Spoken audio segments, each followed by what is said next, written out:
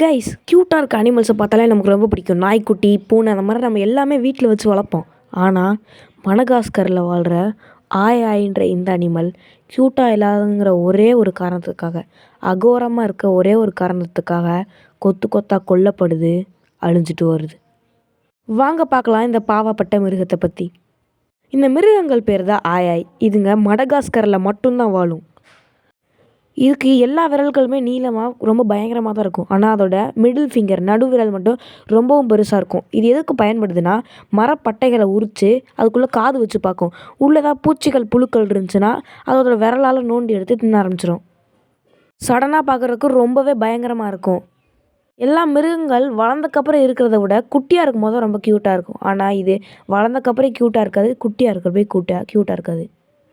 இது எப்படி கொல்லப்படுதுன்னு வந்து பார்த்துட்டிங்கன்னா, அந்த காலத்தில் வாழ்ந்த இப்போ வரைக்கும் வாழ்ந்துட்டுருக்க மடகாஸ்கர் ட்ரைப்ஸ் இருக்காங்களே, மடகாஸ்கரில் வாழ்கிற காட்டுவாசிகள், அவங்க இதை பார்த்து ஒரு தீய சக்தி, ஒரு அமானுஷ சக்தி அப்படின்னு நினச்சிருக்காங்க. இருட்டில் பார்க்குறதுக்கு ரொம்பவே கொடூரமான மிருகமாக தெரியும். ஆனால் இது ரொம்பவே சாதுவானது, அப்பாவியானது. அந்த ஊர் மக்களை பார்த்து இது எப்படியாவது கை காட்டுச்சுன்னா அவங்க இறந்துருவாங்கன்னு நம்பியிருக்காங்க. அதுக்காகவே இதை கொத்து கொத்தாக கொன்று அவங்க ஊரில் ஏதாவது மரக்கட்டையில் இல்லை ஊருக்கு வெளியில் தொங்க விட்ருவாங்க. இப்போயும் நிறையா பேர் கொண்டுட்டு தான் இருக்காங்க. ஆனால் நிறையா பேர்கிட்ட சொல்லி புரிய வச்சுருக்காங்க சயின்டிஸ்ட்லாம்.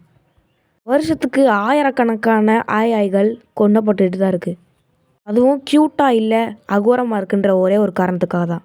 Bye guys.